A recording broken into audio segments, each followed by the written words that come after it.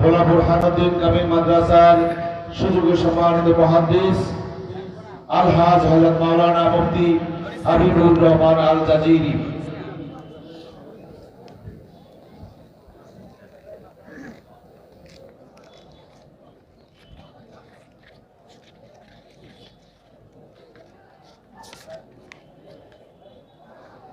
السلام عليكم ورحمة الله وبركاته.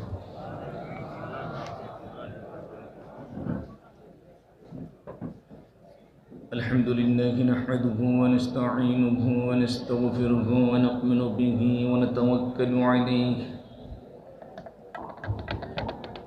ونعوذ بالله من شرور أنفسنا ومن سيئات أعمالنا.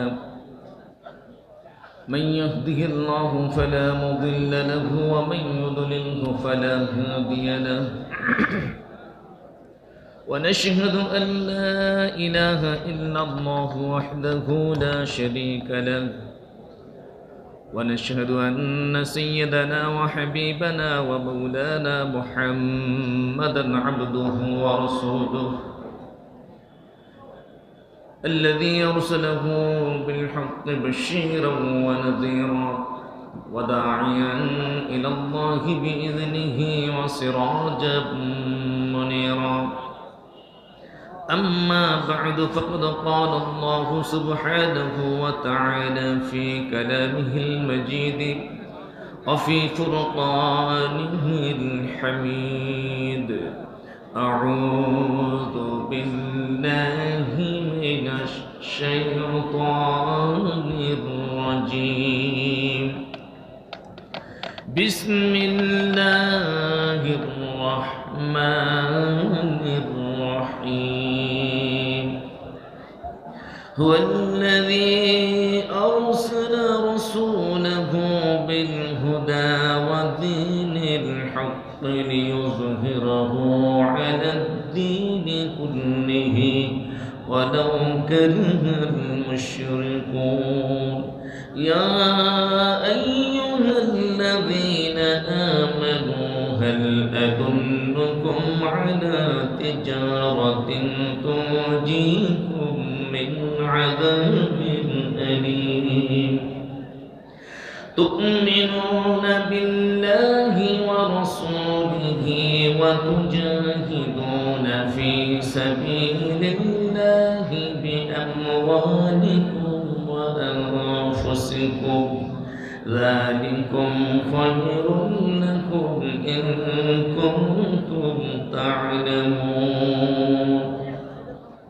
وجاء في السنن الإمام أبي داود أنه قال حدثنا يزيد بن أبي عبيد قال حدثنا أبو معاوية قال حدثنا جعفر بن عشقان قال حدثنا يزيد عن أنس بن مالك رضي الله تعالى عنه قال قال رسول الله صلى الله عليه وسلم ثلاث من أصل الإيمان: الكف عمن قال لا إله إلا الله لا تكفره بذنب ولا تخرجه بعمل من الإيمان.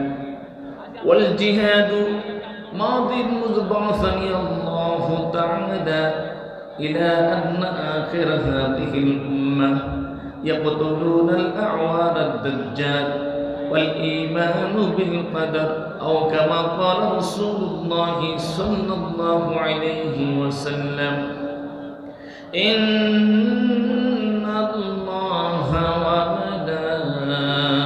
وملائكته يصلون على النبي يا أيها الذين آمنوا صلوا عليه وسلموا تسليما. اللهم صل على سيدنا مولانا محمد وعلى آل سيدنا مولانا فاق النبيين في خلق وفي خلق لم يدانوه أحد في علم ولا كرم اللهم صل على سيدنا مولانا محمد وعلى آل سيدنا مولانا محمد بلغ العلا بكماله كشف الدجى بجماله حسنت جميع خصاله صلوا عليه وآله صلى الله عليه وسلم প্রিয় মাতৃভূমি বাংলাদেশের বৃহত্তর নোয়াখালীর অন্তর্গত লক্ষ্মীপুর জেলার রায়পুর উপজেলাধীন হায়দরগঞ্জে অবস্থিত ঐতিহ্যবাহী সৈয়দ মসজিদ এর উদ্যোগে অনুষ্ঠিত আওলাদ রাসূল সাল্লাল্লাহু আলাইহি ওয়াসাল্লাম হযরত আল্লাহ সৈয়দ তাহির আহমদ জাবিরি আল মাদানী রাহমাতুল্লাহ সাহেব কিবলা আজিমুশ শানি সরসব ঈদ মিলাদুন নবী সাল্লাল্লাহু মাহফিলের রওনক বখশ মেহমান সম্মানিত সভাপতি দক্ষিণ এশিয়ার শ্রেষ্ঠ ইসলামী চিন্তাবিদ দক্ষ বিজ্ঞ প্রাজ্ঞ ইসলামিক স্কলার আওলাদ রাসূল সাল্লাল্লাহু হযরতুল আল্লাহ আলহাজ মাওলানা সৈয়দ মুহাম্মদ আনোয়ার হোসেন তাহির জাবিরি আল মাদানী বারাকাল্লাহু তাআলা ফি হায়াতিহি ওয়া আতালাল্লাহু উমরাহু সকলে বলুন আমিন জোরে বলুন আমিন ঐতিহ্যবাহী হায়দরগঞ্জ তাহিয়া কামিল মাদ্রাসার সম্মানিত প্রিন্সিপাল আমার শ্রদ্ধাভাজন উস্তাদ জনাব আলহাজ মাওলানা মোহাম্মদ আব্দুল আজিজ মজুমদার সাহেব আকাশের তারকা সমুজ্জুল হযরত উলামায়ে কেরাম নবী করিম ইসলামের পরিবারের সম্মানিত সকল সম্মানিত সদস্যবৃন্দ বিভিন্ন জায়গা থেকে ছুটে আসা সর্বপরিশের দিনদার ফরহেজগার ইমানদার মুত্তাকি মুসলমান ভাইয়েরা মাইকের আওয়াজ দূর পর্যন্ত যাচ্ছে ছড়াচ্ছে গড়াচ্ছে তত দূর পর্যন্ত পর্দায় বাসায় অবস্থানরত আমার সম্মানিত শ্রদ্ধা আবেদা সলেহা মা এবং বোনেরা সকলের প্রতি জ্ঞাপন করছি সশ্রদ্ধ অভিনন্দন মোবারক ও সালাম আসসালামু আলাইকুম ওয়া রাহমাতুল্লাহি ওয়া বারাকাতুহু। দেশ জুড়ে যতগুলি তাফসীর মাহফিল হচ্ছে তার মধ্যে অনন্য এক তাফসীর মাহফিল হচ্ছে লক্ষ্মীপুর জেলার হায়দরগঞ্জে অবস্থিত আওলাদ রাসূল সাল্লাল্লাহু হুজুরের এই মাহফিল। কথা বলুন ঠিক নয় কি? আরো যারা বলুন ঠিক নয় কি ভাইরা? দ্বীপ জেলা ভোলা মনপুরায় ফজর বাদ যখন বের হচ্ছিলাম মুষলধারে বৃষ্টি হলো টানা 2 ঘন্টা। স্কুল বোর্ড ঘাটে বসে মাদ্রাসার প্রিন্সিপাল হুজুর মহোদয়কে ফোন দিয়ে বললাম হুজুর মাহফিল চলবে, বলেন এখানে তো কোনো বৃষ্টিই নেই। আল্লাহ তাআলা খুশি হয়ে আপনাদের অঞ্চলটিকে বৃষ্টিমুক্ত রেখেছেন এবং কোরআন কারীমের তাফসীর শুনবার জন্য সম্পূর্ণ অনুকূল করে দিয়েছেন। যারা বলবেন না আলহামদুলিল্লাহ। যালিকা ফাদলুল্লাহ ইউতিহি মান ইয়াশা, এটি আল্লাহর অনুগ্রহ, যাকে ইচ্ছে তাকে দান করুন। কথা বলুন ঠিক নয় কি?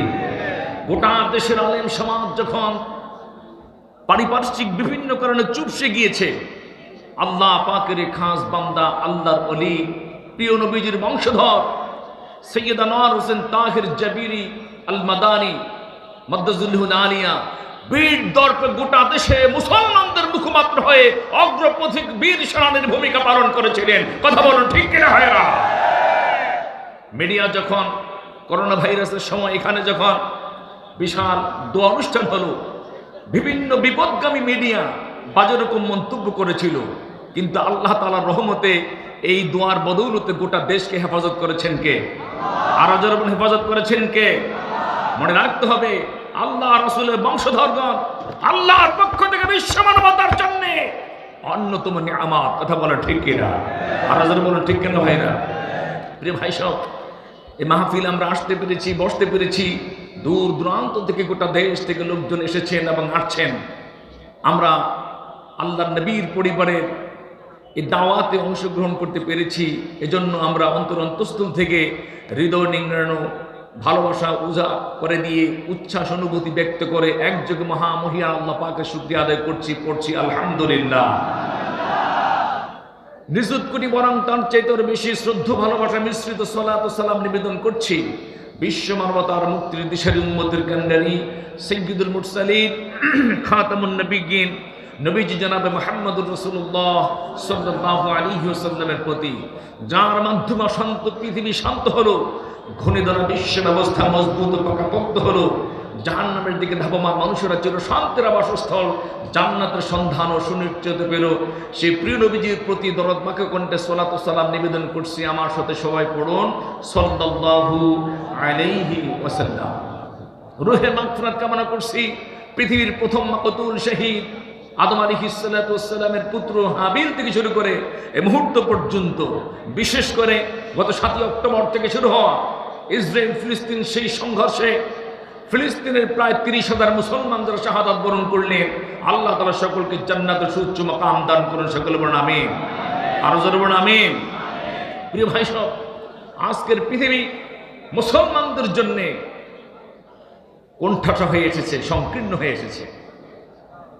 গোটা পৃথিবীতে 195টি কান্ট্রি রয়েছে, 57টি মুসলিম কান্ট্রি। ফোর্বসের তথ্যানুযায়ী, কানাডা ইসলামিক প্রেসের তথ্যানুযায়ী 195টি কান্ট্রিতে প্রায় 700 কোটি মানুষ বসবাস করে। তার মধ্যে 190 কোটি প্রায় মুসলমান রয়েছে 57টি মুসলিম কান্ট্রিতে। পৃথিবীতে আল্লাহ পাক খনিজ সম্পদ দিয়েছেন, তার 78% সম্পদ আল্লাহ মুসলমানদের রাষ্ট্রগুলিতে দিয়েছেন। সুবহানাল্লাহ বলেন। আরো জোরে বলবেন না সুবহানাল্লাহ। তেল এবং গ্যাস রয়েছে মুসলমানদের কান্ট্রিতে 80%, কয়লা রয়েছে 60%, রাবার এবং পাট রয়েছে 55%, খেজুর রয়েছে 100% মুসলমানের দেশগুলিতে। আলহামদুলিল্লাহ বলবেন না আপনারা? কোনো অমুসলিম কান্ট্রিতে খেজুর গাছের এই ফলন নাই। সব খেজুর গাছের ফলনগুলি মুসলিম রাষ্ট্রে দিয়েছেন কে? আরো জোরে বলেন।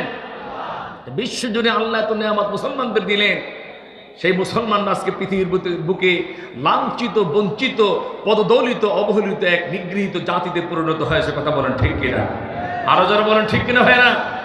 পৃথিবীর বুকে ইসলাম বিদ্বেষী ইহুদি, খ্রিস্টান, হিন্দু, বৌদ্ধ, নাস্তিকগুলি একযোগে মুসলিম নিধনে নবীজির সেই বার্তাল কুফর মিল্লাতুন ওয়াহিদা আমরা দেখতে পাচ্ছি। ওরা পৃথিবীতে সব এক হয়ে আজ মুসলমানদেরকে প্রত্যক্ষ পরোক্ষভাবে এক্সপ্লিকলি অর ইমপ্লিকলি হত্যা করে চলছে। কথা বলেন ঠিক কিনা হয়?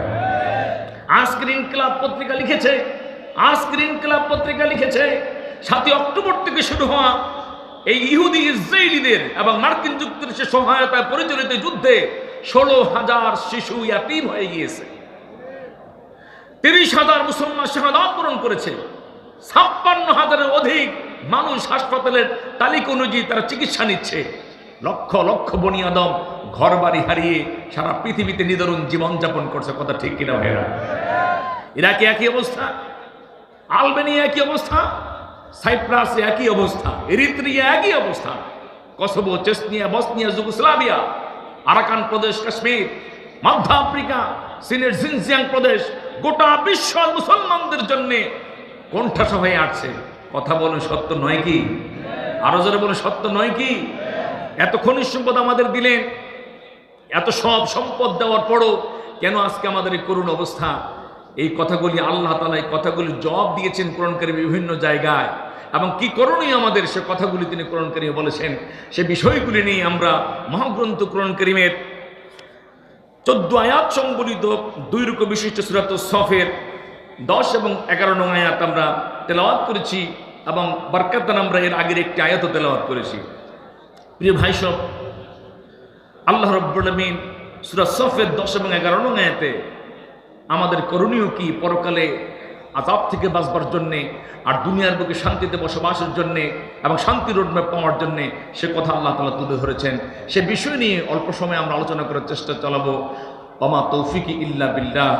পড়ুন সবাই আমার সাথে। আউযু বিল্লাহি মিনাশ শাইতানির রাজীম। বিসমিল্লাহির রহমানির রহিম। ইয়া আইয়ুহাল্লাযীনা آمنوا هل أدلكم على تجارة تنجيكم من عذاب أليم تؤمنون بالله ورسوله وتجاهدون في سبيل الله بأموالكم وأنفسكم ذلكم خير لكم إن كنتم تعلمون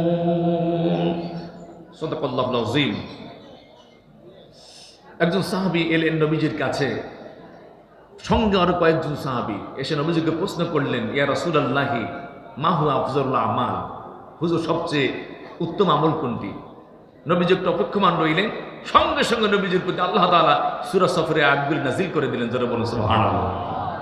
আল্লাহ তাআলা বলছেন, ঈমানদারগণ, আমি কি তোমাদেরকে এমন একটি ব্যবসার দিক নির্দেশনা কি দেব যা তোমাদেরকে ব্যথাদায়ক শাস্তি থেকে মুক্তি দিবে? Shall you save you from the painful torture, যা তোমাদেরকে ব্যথাদায়ক শাস্তি থেকে মুক্তি দিবে। কাজ কি তোমাদের? তুমিনুনা বিল্লাহি ওয়া রাসূলিহি, believe upon the Almighty Allah and His Messenger Muhammad sallam, আল্লাহর প্রতি বিশ্বাস রাখবে, তার রাসূলের প্রতি তোমরা বিশ্বাস রাখবে, ঈমান আনবে। ওয়া তুজাহিদুনা ফি সাবিলিল্লাহ, and fight in the way of Allah, bi amwalikum wa anfusikum, with your wealth and your lives, dhalikum khairul lakum in kuntum ta'lamun, এটাই তোমাদের জন্য কল্যাণকর যদি তোমরা তা জেনে থাকো। তাহলে আল্লাহ তাআলা পরকালের ব্যথাদায়ক শাস্তি থেকে মুক্তির জন্য এখানে ফর্মুলা দিয়েছেন আমাদের তিনটা। জোরে বলুন কয়টা? আরো জোরে বলুন।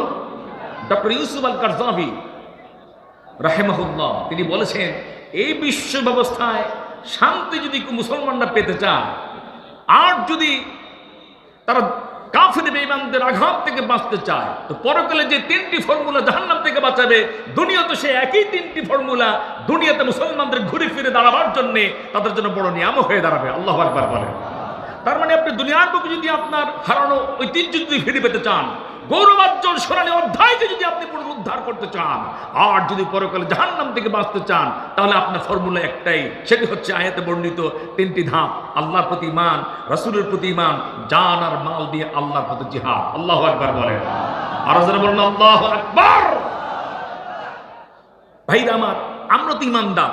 আল্লাহ তাআলা আবার কেন জাহান্নাম থেকে বাঁচবার জন্য আবার আল্লাহর প্রতি ঈমানের কথা বলেছেন, রাসূলের প্রতি ঈমানের কথা বলেছেন, সে কথা আমাদের বুঝার জন্য আর বেশি দূরে যাওয়া দরকার নাই। এই প্রিয় মাতৃভূমি বাংলাদেশ, সুলতান ইলিয়াস শাহ থেকে শুরু করে নবাব সিরাজউদ্দৌলা খান পর্যন্ত মুসলমানরাই চালিয়েছেন। কথা বলেন ঠিক কিনা?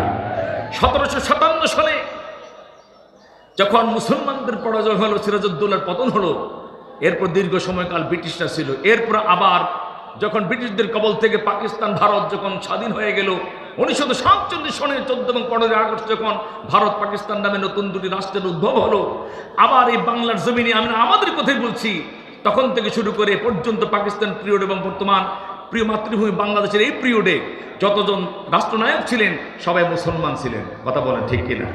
আরো যারা বলেন ঠিক কিনা ভাইরা? কিন্তু দুঃখ আর আফসোসের বিষয়, শাসকরা মুসলমান ছিলেন, যারা আমরা জনসাধারণ আমরা মুসলমান, কিন্তু আমরা শাসকদেরকে মুসলমান পাইলাম, জনসাধারণ অধিকাংশ মুসলমান, কিন্তু মুসলমানদের জন্য যে সংবিধান দরকার ওই সংবিধান আমাদের আছে কি? আছে কি? বরং যে সংবিধান দেশের নাগরিকের জন্য ডক্টর কামাল হোসেনের নেতৃত্বে প্রণীত হলো 34 সদস্য মিলে 1972 সনে 16 ডিসেম্বর থেকে কার্যকর হলো, সেই সংবিধানের কালের আবর্তনে দেশের গণমানুষের চাহিদার কারণে দেশের যে মূল নীতিগুলি রইল, সেখানে 4টি মূলনীতির, জাতীয় 4টি মূলনীতির একটি ছিল আল্লাহর প্রতি পূর্ণ আস্থা ও বিশ্বাস। কথা বলেন ঠিক কিনা? আরো যারা বলেন ঠিক কিনা? তার মানে আল্লাহর প্রতি পূর্ণ আস্থা বিশ্বাসের কথা, ঈমানের কথা সংবিধানে ছিল। কিন্তু দুঃখ আর পরিতাপের বিষয়, প্রিয় মাতৃভূমি বাংলাদেশের সংসদে অধিকাংশ মুসলমান সংসদ সদস্য থাকা সত্ত্বেও সেই মূলনীতি বাদ পড়ে গিয়ে সেখানে সেকুলারিজম, ধর্মনিরপেক্ষতাবাদ ইনক্লুড হলো। কথা বলেন ঠিক কিনা? এবার কি বুঝতে পেরেছেন ইমানদারদেরকে কেন আল্লাহ বললেন যে তোমরা যদি পরকাল শাস্তি থেকে বাঁচতে চাও তাহলে তোমাদের যে করণীয়গুলো নাম্বার 1 আল্লাহর প্রতি ঈমান আনতে হবে। তার মানে নামে খুবই ঈমানদার, কাজে কর্মে ক্ষমতাটা পাইলে তখন আর ঈমানের বাস্তবায়নের কথা মনে থাকে না। কথা বলেন ঠিক কিনা? আরো জোরে বলেন ঠিক কিনা ভাইরা? তাহলে আল্লাহর প্রতি পূর্ণ আস্থা বিশ্বাস যখন ছিল সংবিধানে, বাদ দিল কারা? তাদেরকে পুনরায় তওবা করে ঈমান আবার নবায়ন করতেই হবে। কথা বলেন ঠিক কিনা ভাইরা?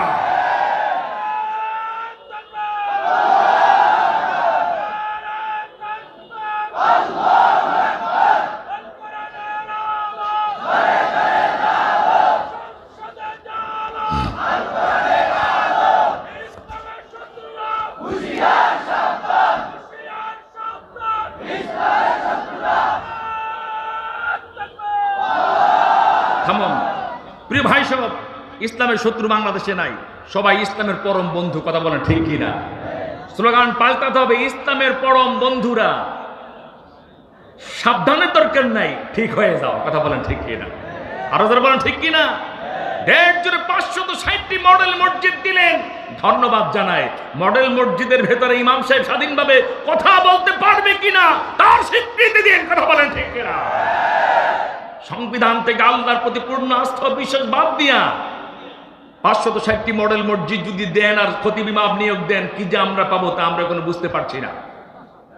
পাঠ্যপুস্তকে কি যা প্রণীত হচ্ছে, দেশ জুড়ে আন্দোলন হচ্ছে, পাঠ্যপুস্তকগুলির ভিতরে যা আসছে, মানুষ বলা বলি করছে, পত্রপত্রিকা আসছে, তাহলে বোঝা গেল যারা এখানে বসে বসে কলকবজা নাড়ে, ভেতরে বোধ হয় কোন হুতুম পেঁচা ঢুকে গিয়েছে। কথা বলেন ঠিক কিনা? बर्बादी गुलिस्तान के लिए एक ही उल्लू काफी है, मगर हर शाख में उल्लू बैठे हैं, फिर अंजाम गुलिस्ता क्या होगा? একটি ফুল বাগান ধ্বংস করার জন্য একটা হুতুম পেঁচাই যথেষ্ট, কিন্তু প্রত্যেক ডালে ডালে হুতুম পেঁচা বসে গেছে। এই সোনার বাংলার অবস্থা কি হবে আল্লাহই ভালো জানে। কথা বলেন ঠিক কিনা? শিক্ষা ব্যবস্থাকে আবার নতুন করে সেখানে যারা শিক্ষা কার্যক্রমে পাঠ্যপুস্তক প্রণয়ন রয়েছে, ওরা কারা, ওদেরকে আইডেন্টিফাই করা উচিত। কথা বলে ঠিক কিনা? ইসলাম বিরোধী, ইসলাম বিদ্বেষী, শরীফ থেকে শরীফ হওয়ার গল্প, এইসব জিনিস বাংলার মানুষ জানতে চায় না। কথা বলে ঠিক কিনা? আগেকার যা ছিল তাই তো ভালো ছিল, নতুন করে আবার কি দরকার? কথা বলেন। আল্লাহ পাক আমাদেরকে আল্লাহর প্রতি পূর্ণ আস্থাশীল হওয়ার তৌফিক দিক। আমিন বলেন। আরো জোরে বলেন আমিন। আমার প্রিয় ভাই সব, তাহলে ইমানদারদেরকে লক্ষ্য করে আল্লাহ বলছেন আবার কার প্রতি ঈমান আনতে? জোরে বলেন না, কার প্রতি ঈমান আনতে? ইমানদার তো ইমানদারি, আবার ঈমান আনবে কেন? বুঝে গেল ইমানদার ভেতরে ভেতরে কিছু 2 নাম্বারই করে। কথা বলেন ঠিক কিনা? লেভেলটা ইমানদারের, কাজ 2 নম্বরই হয়। আল্লাহ বলে সতর্ক হ, খাঁটি ঈমানটা আনো। এখন তো অনেকের নামের আগে মুহাম্মদ আছে, শেষ দিকে আবার ইসলামও আছে। আবার আল্লাহ ইকবালের নামে শেষ নামের শেষ দিকে ইকবাল আছে, নবীর সাহাবীর নামে জাফরও আছে। কথা বলেন ঠিক কিনা? কিন্তু এমন কাজ করে মনে হয় যে ইমানের সিটি পোটাটাও নাই। কথা বলে ঠিক কিনা? আবার এদের মধ্যে এক গ্রুপ নামে মুসলমান, কাজে কর্মে এরাই বলে দেয়ার ইজ নো গড, আল্লাহ বলতে কিছু নেই। কথা বলেন ঠিক কিনা? জিজ্ঞেস করলে বলে আল্লাহ তো দেখা যায় না, আনসেন ইজ নাথিং, যা দেখা যায় না তা কিছুই না। আরে বেউকুফুর দোন, আল্লাহকে তুমি দেখবি কি করে? সাইয়্যিদুনা মুসা আলাইহিস সালাম একদিন তিনি ইচ্ছা ব্যক্ত করলেন আল্লাহ তাআলার সঙ্গে সরাসরি কথা বলবেন। সুবহানাল্লাহ বলবেন না? জিবরাইল আমিনকে পাঠিয়ে দিয়ে আল্লাহ তাআলা বললেন আমার নবী মুসাকে বলো তুর পাহাড়ে আসতে। তবে আসবার পূর্বে 30 দিনের প্যাকেজ প্রোগ্রাম পালন করতে হবে, 30 দিন সময় সাল পালন করতে হবে। যখন 30 দিন পালন করতেছেন, তাফসীর মাজহারি থেকে সানাউল্লাহ পানিফুত্তি রাহমাতুল্লাহ উল্লেখ করেছেন, তিনি একটা কাঁচা ঢাল নিয়ে মেসওয়াক করা শুরু করলেন।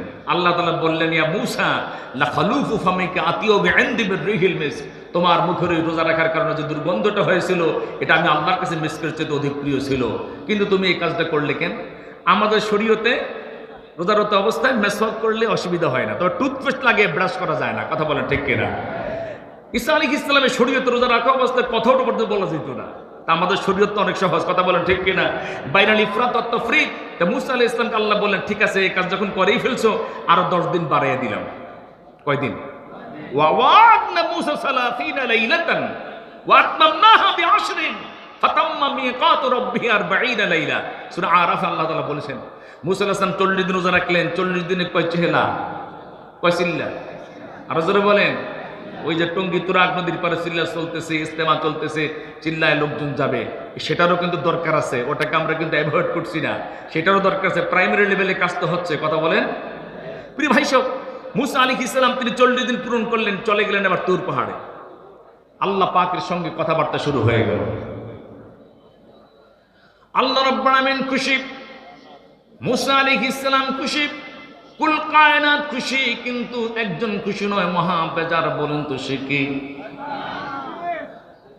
ফাকাদেবা ইবলিস ওয়া গাসা ফিত তুরাব ওয়া রাফা রাসাহু বাইনা রিজলাই মুসা আলাইহিস সালাম কায়নাত ইয়া মুসা আতা'লামু ইন্নাকা মান তাকাল্লামতা বিহি ফাইন্নাহু লাইসা বিল্লাহি বাল হুয়া শাইতান।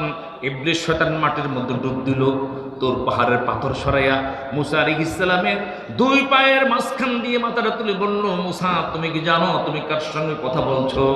যার সঙ্গে কথা বলছো উনি আল্লাহ নয়, উনি শয়তান। জোরে বলেন নাউযুবিল্লাহ। শয়তানের কাজে তো শয়তানি করা, কথা বলেন ঠিক কি না? মুসা আলাইহিস সালাম এই কথা শুনে আল্লাহ রাব্বুল আলামিনের দিকে মুতাওয়াজ্জহ হলেন। মুসা নবীর হাতে কিন্তু একটা ডান্ডা ছিল, কথা বলেন কি ছিল? কয় হাত লম্বা জানে? রাইসুল মুফাসসিরিন আব্দুল্লাহ ইবনে আব্বাস রাদিয়াল্লাহু তাআলা বলে, কানাত কামাতু মুসা আলাইহিস সালাম 8 জিরা। মুসা নবীর আয়তন ছিল 10 হাত এবং তার লাঠির আয়তন ছিল 10 হাত। হাতে 10 হাত লম্বা ডান্ডা নিয়ে এত জোরে বাড়ি দিলেন, ইবলিস শয়তানের মাথা ঠান্ডা হয়ে গেল। আল্লাহ আকবার কইবেন না? কথা কন না কেন? ইসলামের সঙ্গে যারা বদমাইশি করে ইচ্ছে অনিচ্ছের মাথায় ডান্ডার বাড়ি খায়, কথা ঠিক কি না? রাষ্ট্রধর্ম ইসলামের ব্যাপারে যখন কোর্টে কথা উঠলো, তখন ডাক্তার মুরাদ সাহেব তিনি বলেই ফেললেন যে এটা কিন্তু থাকা যাবে না, বাদ করে সংবিধানে ফিরে যেতে হবে। একেবারে দেশ থেকে তাড়া হয়ে চলে গেল বাহিরের রাষ্ট্রে। সেখানে যখন ইমিগ্রেশন কাউন্টারে গেল, বলা হলো no entry in our country, আমাদের দেশে তোমার পারমিশন নেই ঢুকবার। আবার চলে আসলেন দেশে, মানুষের পচা ডিম নিয়ে বলতেছে এটা দিয়ে তোমার সংবর্ধনা দিব। এরপরে গেলেন বাড়িতে, বউ কোমরে গামছা বেঁধে হাতে ঝাড়ু নিয়ে বলতেছে, তুমি নাকি কার সাথে ফিরিত করে পত্রিকা আসছে, আমার ঘরে তোমার জায়গা নেই। আহারে বেচারা, দেশে জায়গা নাই, বিদেশে জায়গা নাই, ঘরে ঢুকবে বেচারি স্ত্রীর কাছে, তাও জায়গা নাই। এবার মনের দুঃখে নাক বারান্দায় বসে ফ্যান ছেড়ে দিয়ে, কি বেরসিক ফ্যান, ঘুরতে ঘুরতে ঠাস করে পড়ছে খোলা স্টেডিয়াম মাথাটার উপরে। সেলাই লাগলো 1টা না 2টা না 6টা। বেরসিক সাংবাদিকরা দৌড়ে চলে আসছে সংবাদ কভার করার জন্য, কভারেজ করবার জন্য। এসে বলতেছে আপনার অভিব্যক্তি কি? বললাম বুঝলাম না কিছুই, 6টা আরএফএল ব্র্যান্ডের ক্লিক ফ্যান ঘুরতেছে ঠিকঠাক মতোই, কিন্তু আমার মাথা বরাবর যেটা ঠুস করে ছুটে মাথায় পড়লো। আহারে বেচারা, তুমি বুঝো নাই, যুগে যুগে যারা ইসলাম নিয়ে এরকম করেছে এমন ভাবেই কিন্তু মাথার উপর আঘাত এসেছে, কথা বলে ঠিক কিনা? তাহলে বুঝা গেল সব জায়গায় উল্টাপাল্টা করা যায় না, তার ডান্ডার বাড়ি আসে। যখন ইবলিস শয়তান বেয়াদবি করলো, মুসা নবী 10 হাত লম্বা লাঠি দিয়ে দিলেন একটা আঘাত। মুসা নবীর গায়ে এনার্জি কম না বেশি? উনি কি এনার্জি বিস্কুট খেয়েছেন? অলিম্পিক কোম্পানির এনার্জি বিস্কুট খেয়েছেন তিনি? এই শক্তি আল্লাহ প্রদত্ত শক্তি, কথা বলেন ঠিক কিনা? এবার মুসা আলাইহিস সালাম তিনি আল্লাহ পাকের দিকে মুতাওয়াজ্জহ হলেন, ডাক দিয়ে বললেন, রব্বি আরিনি আনজুর ইলাইক, রব্বি আরিনি আনজুর ইলাইক, আয় আমার রব আল্লাহ, আমাকে দেখা দিন, আমি আপনাকে দেখব। ক্বালা লা তারানি, আল্লাহ পাক বললেন নেভার সি, মুসা তুমি আমারে কখনো দেখবে না। তার মানে দুনিয়ার বুকে চর্মচক্ষু দিয়ে আমাকে তুমি কখনো দেখবে না। মুসা আলাইহিস সালাম বললেন রব্বুল আমিন দেখা দিতেই হবে, দিতেই হবে। অবশেষে আল্লাহ রব্বুল আমিন বললেন ওয়ালাকিন উনজুর ইলাল জাবালি ফাইন ইস্তাকাররা মাকানাহু ফাসাউফা তারানি। মুসা তুমি পাহাড়ের দিকে নজর করো, আমি আল্লাহ পাক নূরের ঝলক, নূরের চমক যখন পাহাড়ে নিক্ষেপ করব, এতে যদি পাহাড় আপন জায়গায় স্থির থাকে বুঝিনি অচিরে তুমি আমাকে দেখবে। ইমাম জালালউদ্দিন সৈয়দী রাহমাতুল্লাহ আলাইহি উল্লেখ করেন, এর মধ্যে একটি নিগুড় কথা লুকিয়ে রয়েছে। পাহাড়ে যখন আমি আল্লাহ নূরের তাদেরকে নিক্ষেপ করব, পাহাড় চূর্ণ বিচূর্ণ হয়ে অনুপরমাণু নিউক্লিয়াসের রূপ নিবে, এটা স্থির থাকবে না, তুমি আমাকে দেখবে না।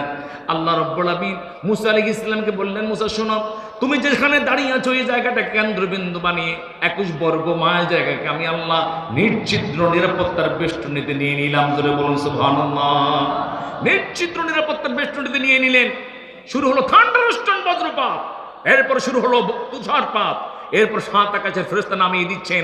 21 বর্গমাইল জায়গাকে চতুর্দিক থেকে প্রোটেক্টেড করে 7 আকাশ পর্যন্ত তৈরি হয়ে গেল বিশাল বহর। আল্লাহু আকবার বলেন। আকাশের দরজাগুলিকে খুলে ফেলা হলো।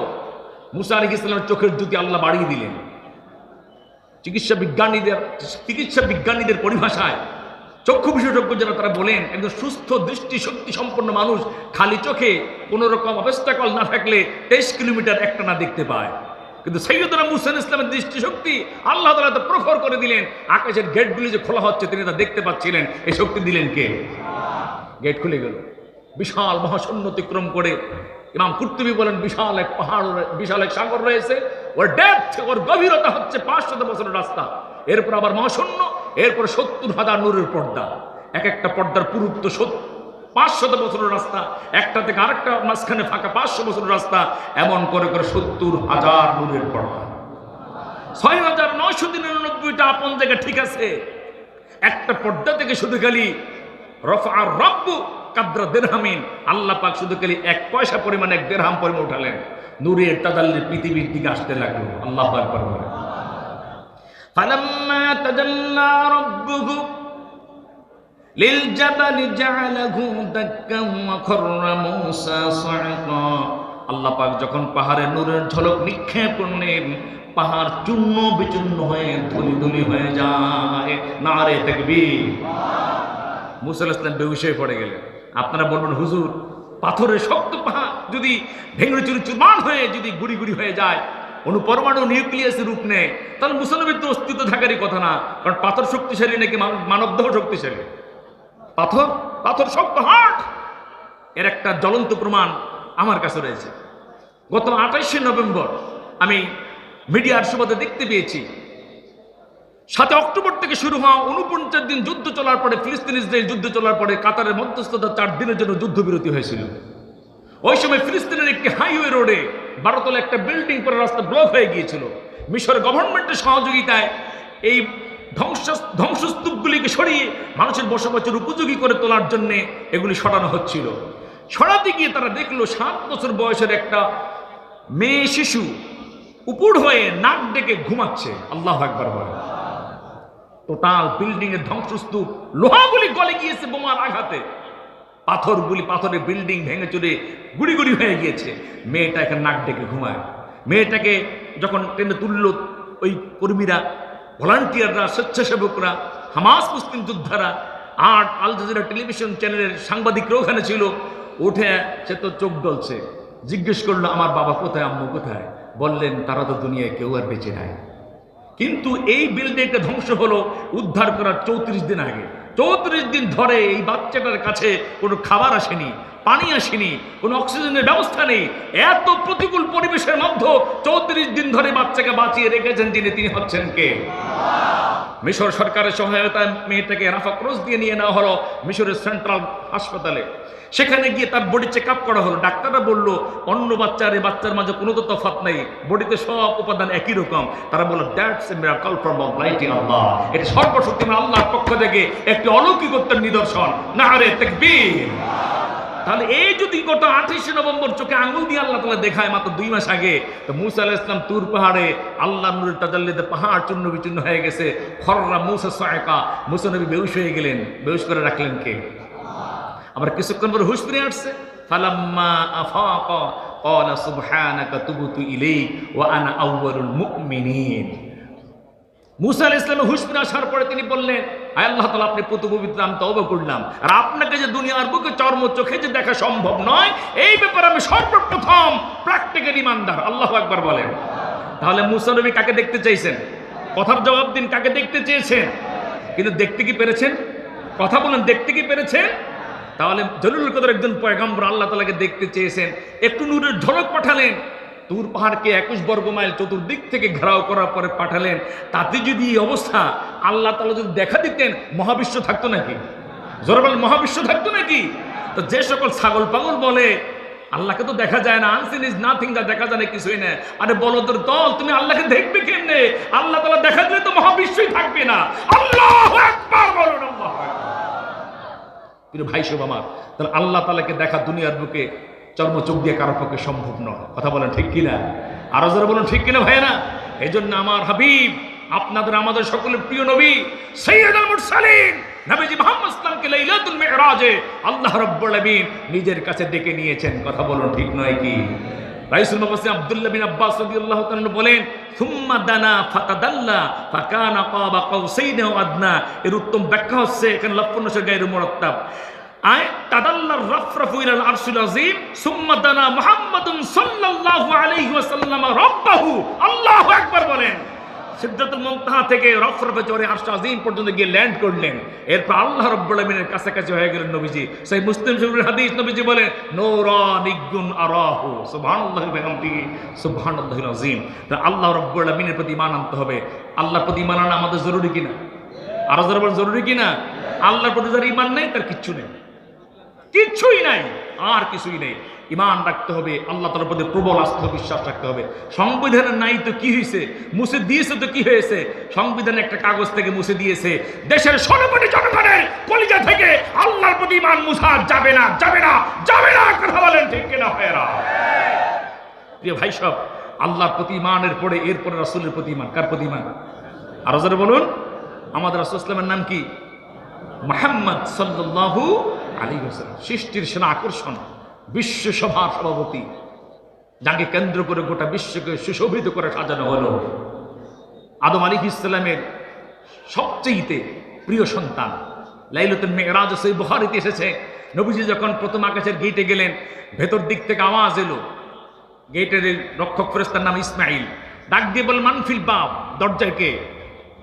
নফল। জিবরিল আমিন বললেন, আনা জিবরিল। বলা হলো, আমান মাআক, আপনার সঙ্গে কে? বললেন, মাইয়া মুহাম্মাদুর রাসূলুল্লাহ সাল্লাল্লাহু আলাইহি ওয়াসাল্লাম। নবীজি বলেন, ফাফুতিহা লানাল বাব, গেট খুলে গেল। ফাইজান হুয়া আদম আলাইহিস সালাম, তাকে দেখে আদম নবী দাঁড়িয়ে আছে। আমাকে দেখেই বললেন, মারহাবাম বিন নবিয়্যিস সালেহ, মারহাবাম বিল ইবনিস সালেহ। ও আমার নেককার সন্তান, ও নেককার নবী, আপনাকে সুস্বাগতম, আপনাকে অভিনন্দন। সুবহানাল্লাহ বলেন। ঠিক না? সবাই তো আমরা আদম নবীর সন্তান, কিন্তু আমাদের নবীজির মতো শ্রেষ্ঠ সন্তান কি আর আছে? কথা বলেন, আছে?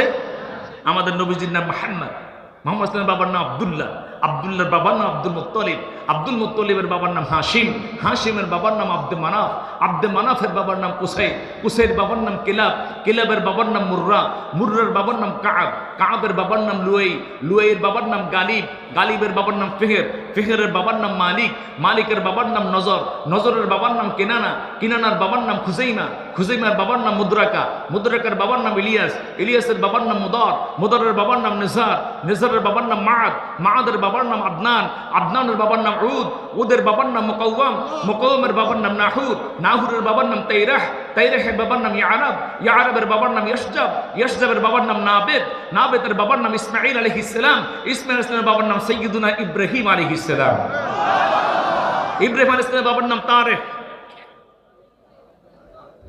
তার বাবার নাম ইব্রাহিম আলাইহিস সালামের বাবার নাম তারেক কিংবা আযর, তার বাবার নাম নাহুর, নাহুরের বাবার নাম সারুক, সারুকের বাবার নাম রাউ, রাউর বাবার নাম ফালেখ, ফালেখের বাবার নাম শালেখ, শালেখের বাবার নাম আরফাকশাজ, আরফাকশাজের বাবার নাম সাম, সামের বাবার নাম নবী নূহ আলাইহিস সালাম, নূহ আলাইহিস সালামের বাবার নাম লামেক, লামেকের বাবার নাম মুতাওয়াশলিক, মুতাওয়াশলিকের বাবার নাম আখনুখ, আখনুখের বাবার নাম ইয়াদ, ইয়াদের বাবার নাম মাহলিল, মাহলিলের বাবার নাম কাইনান, কাইনানের বাবার নাম ইয়ানেশ, ইয়ানেশের বাবার নাম শীস আলাইহিস সালাম, শীস আলাইহিস সালামের বাবার নাম সাইয়্যিদুনা আদম আলাইহিস সালাম। সুবহানাল্লাহ।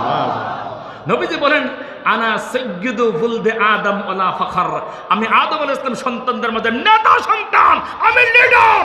এই পৃথিবীতে মহান নেতা আমরা একজনকেই অভিভূত করতে চাই, তিনি আপনার নবী, আমার নবী সাইয়্যিদুনা মুহাম্মদ সাল্লাল্লাহু আলাইহি ওয়াসাল্লাম। কথা বলেন ঠিক কিনা?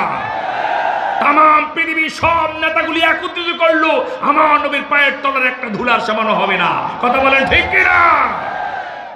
আবু হুরায়রা রাদিয়াল্লাহু তাআলার ব্যাপারে এক কবি বলছিলেন, সদ হাজারা বু হানিফা হাম জুনাইদ খাকে পায়ে বু হুরায়রা না রসিদ। হাজার হাজার আবু হানিফা রাহমাতুল্লাহি আলাইহি, হাজার হাজার জুনাইদ বাগদাদে একত্রিত করলো, নবীজির সাহাবী আবু হুরায়রা রাদিয়াল্লাহু তাআলার পায়ের তলার ধুলা সমান হবে না। তাহলে বুঝেন, নবীজির একজন সাহাবীর যদি হয় সম্মান, তাহলে নবীর সম্মান কত বেশি। আল্লাহু আকবার কি বলা যায় না? প্রিয় ভাই সব, সেই প্রিয় নবী মুহাম্মদ সাল্লাল্লাহু আলাইহি ওয়াসাল্লাম আমাদের রাসূল। জোরে বলবেন আলহামদুলিল্লাহ। আরো জোরে বলেন আলহামদুলিল্লাহ।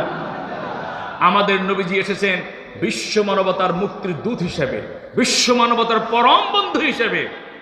আজকের এই যুদ্ধ বিধ্বস্ত পৃথিবীটা নজর করে নবীজির 10 বছরের জমানা দেখেছে মদিনা মুনাওয়ারায়, আর আজকের পৃথিবী বড় বড় মোড়ল যারা তাদের জমানাও দেখেছে। নবী করিম সাল্লাল্লাহু আলাইহি ওয়াসাল্লাম মদিনা মুনাওয়ারার প্রেসিডেন্ট হওয়ার পরে টানা 10 বছর তিনি রাষ্ট্র পরিচালনা করেছেন। মক্কা বিজয় করলেন, মক্কা মদিনা নবীজির কড়াগত হলো। রাসূল করিম ইসলাম সশরীরে 27টি জিহাদ গাজওয়া এবং 56টি সারিয়া প্রায় 100 যুদ্ধ পরিচালনা করেছেন। টোটাল যুদ্ধে নিজের পক্ষের অপর পক্ষের টোটাল মিলে নিহতের সংখ্যা 2082 জন। ইতিহাস নির্বাক হয়ে যায়, আশ্চর্য হয়ে যায়। রাসূল করিম ইসলাম প্রায় 100 যুদ্ধ পরিচালনা করলেন, সেই টোটাল যুদ্ধে নিজের দলের অপর দলের মিলে নিহতের সংখ্যা কত? 2082। এটার জন্য কোনো সংখ্যাই না। আর আজকে 7 অক্টোবর যুদ্ধ করলো ইসরায়েল আমেরিকাকে সহায়তা নিয়ে, 3মুখী আক্রমণ চালালো, প্রায় 1.5 লক্ষ মুসলমানকে মেরে শেষ করে দিয়েছে। কথা বলেন ঠিক কিনা? ও আমার প্রিয় ভাইরা, ও আমার প্রিয় বন্ধুরা, রাসূল করিম সাল্লাল্লাহু আলাইহি ওয়াসাল্লামের ব্যাপারে ইসলাম বিদ্বেষী যারা, মগজ মস্তিষ্ক ঠান্ডা, তারা সঠিক কথা বলতে বাধ্য হয়েছে। Michael H Hart the 100 ranking of the most influential persons in the world নামে একটা বই লিখেছে। পৃথিবীর বাছাই বাছাই করা 100 মানুষের জীবনী লিখে আলাদা আলাদা পাণ্ডুলিপি আকারে যখন মূল বই বের করবে, কার নামটা নাম্বার 1-এ দেওয়া যায় খুব চিন্তা করলেন। নিজে ক্যাথলিক খ্রিস্টান মাইকেল এইসার্ট আল্লাহ নবীর নামটা সবার আগে দিয়ে দিয়েছে। তাম ইউরোপ, আফ্রিকা, আমেরিকা জুড়ে তার বিরুদ্ধে আন্দোলন হলো। তিনি তখন লিখেছেন, পরবর্তীতে এই বই শেষ হয়ে যাওয়ার পরে নতুন যখন বই সংস্করণ করলেন, এই বইয়ের ইন্ট্রোডাকশনের ভূমিকায় মুখবন্ধে তিনি লিখেছেন, my choice of Muhammad to lead the list of the world's may be surprised by readers and may be questioned by others, but he was the only one successful leader in the both levels. Nare takbir! লিখেছে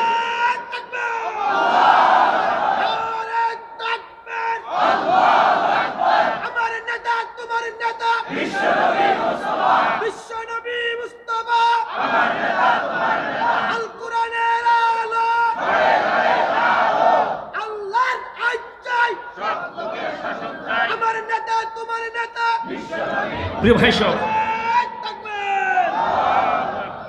ভাই সব, তিনি বই যখন নতুন করে আবার পরবর্তীতে ছাপালেন, লিখলেন যে আমি খ্রিস্টান হওয়া সত্ত্বেও, রক্ষণশীল খ্রিস্টান হওয়া সত্ত্বেও, ক্যাথলিক খ্রিস্টান হওয়া সত্ত্বেও মুসলমানদের নবী মুহাম্মদ ইসলামের নামটা নাম্বার 1-এ দেওয়ার কারণ হচ্ছে, আমি বহু গবেষণা করে দেখেছি যে এই পৃথিবীতে যত মানুষ এসেছেন তাদের মাঝে ওনার মতো পরিপূর্ণ গুণে গুণান্বিত আর কাউকে খুঁজে পাওয়া যায় না দুনিয়া আখিরাতে উভয় জগতে সফলতার মাত্রায়। আল্লাহু আকবার।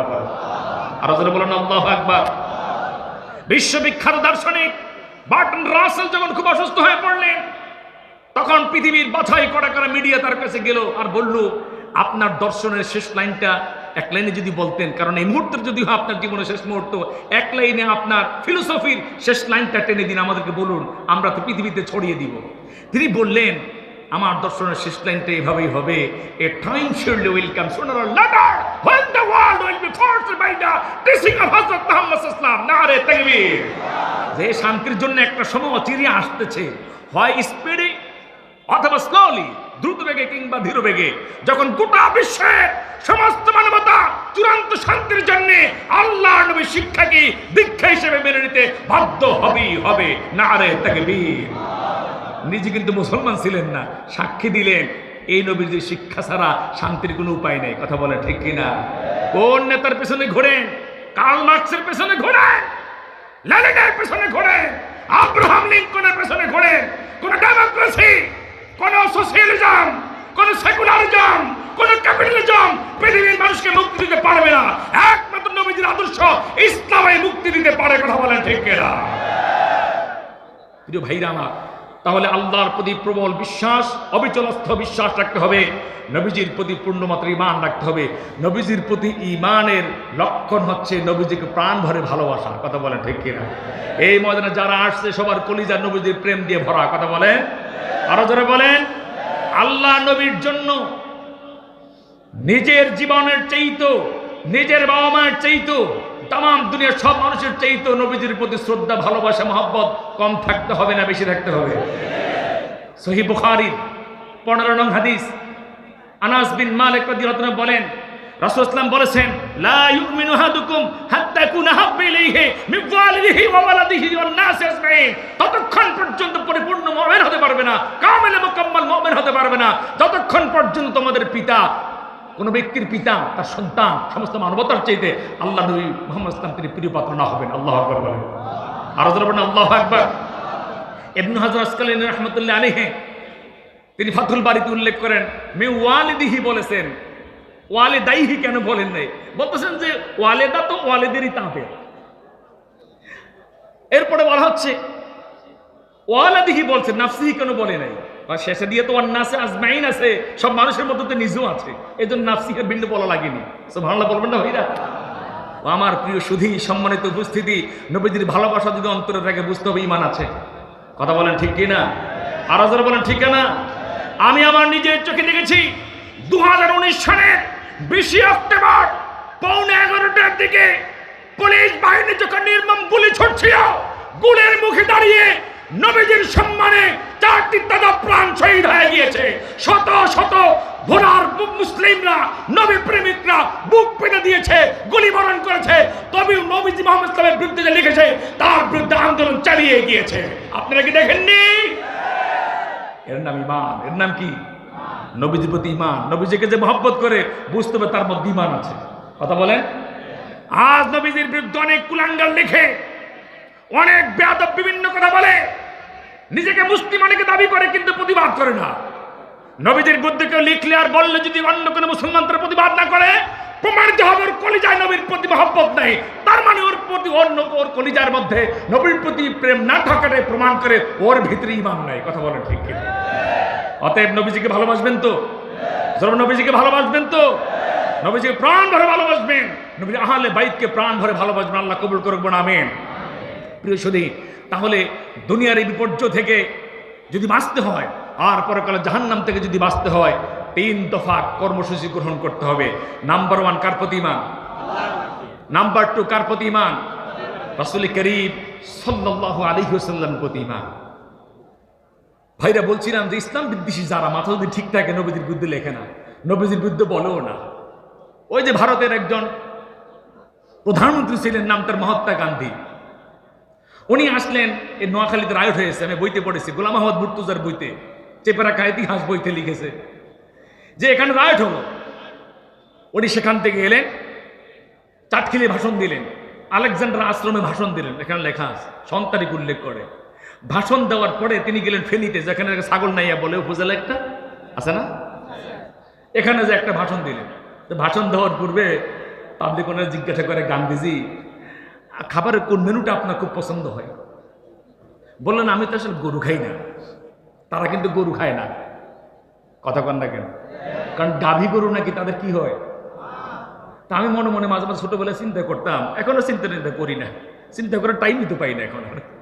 যে একটা গাভী গরু যদি তাদের মা হয়, তাহলে ওই যে অক্স যেগুলো আছে, দামড়া যেগুলো আছে, ওগুলো তাদের কি হবে? আমি কুল কিনারা পাইতাম না তখন। তো ভাই সব উনি বললেন, আমি তো গরু খাই না, তো আমি একটু ছাগলের গোশত পছন্দ করি। আর গান্ধীজির একটা অভ্যাস ছিল, যেখানে যাইতেন একটা সাগি ছাগল সঙ্গে নিয়ে যাইতেন, ওটার দুধ তিনি খেতেন। প্লেনে গেলেও ছড়াইতেন, রেলে চললেও ছড়াইতেন, লঞ্চে গেলেও তাই করতেন। তো এখন পাবলিক হঠাৎ করে উপস্থিতি কোথায় পাবে, এই ছাগল খুব টেনশনে পড়ে গেল। এখন গান্ধীজি ছাগলটাকে দিয়ে স্টেজের পাশে বান্ধা ছিল। নোয়াখালী মানুষ তো, এই ফেনী, চাঁদপুর, এই লক্ষ্মীপুর এগুলো সব কিন্তু বৃহত্তর নোয়াখালীর অন্তর্ভুক্ত ছিল। কথা বলেন ঠিক কিনা? এই নোয়াখালীর কাছে বাংলাদেশের ঋণী। নোয়াখালী হচ্ছে দ্বিতীয় আরব বাংলাদেশের। কথা ঠিক না বেঠিক? আমি নোয়াখালীকে খুব মহব্বত করি, কেন করি জানে? আমার জীবনের একাডেমিক লাইফের সেই আলিম, ফাজিল, কামিল এগুলি সব নোয়াখালীতে হয়েছে।